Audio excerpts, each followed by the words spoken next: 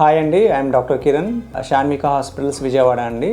So చాలామంది patients కామన్గా అడిగే క్వశ్చన్, నేను స్మోక్ చేసేటప్పుడు బాగానే ఉంది, స్మోకింగ్ ఆపేయగానే దాని యొక్క ఎఫెక్ట్స్ కనపడుతున్నాయని.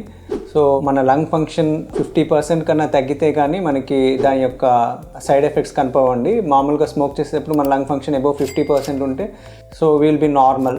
యాజ్ వీ గ్రో మన లంగ్ ఫంక్షన్ తగ్గుతుంటుంది. అలానే స్మోక్ చేసే వాళ్ళకి కొంచెం ఫాస్ట్గా తగ్గుతుందండి. ఎప్పుడైతే 50% కన్నా ఎక్కువ లంగ్ కెపాసిటీ తగ్గుతుందో మనకి వాటి యొక్క సిమ్టమ్స్ అంటే దగ్గు రావడం కానీ, కఫం పడడం కానీ, పిల్లి కూతలు కానీ ఇవన్నీ వస్తుంటాయి. సో అవన్నీ వచ్చేటప్పటికి ఆ స్మోకింగ్ ఆపేస్తారు. So they feel more discomfort after stopping smoking. ఈ స్మోక్ చేయడం వల్ల ఫాస్ట్గా లంగ్ ఏజింగ్ అవుతుందండి.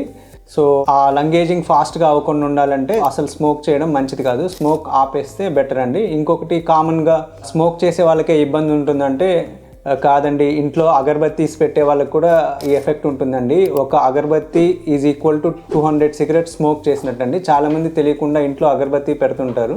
సో దానివల్ల కూడా వాళ్ళ లంగ్స్ ఎఫెక్ట్ అవుతుంటాయండి. మోస్ట్ కామన్గా ఇంట్లో పెట్టడం వల్ల ఇండోర్ పార్టిక్యులేట్ మ్యాటర్ పెరిగిపోయి ఎవరైనా చిన్నపిల్లలు ఉంటే వాళ్ళ లంగ్ డెవలప్మెంట్ని కూడా ఎఫెక్ట్ చేస్తుందండి. సో అగరబత్తీస్ కూడా అవాయిడ్ చేయాలండి. Thank you.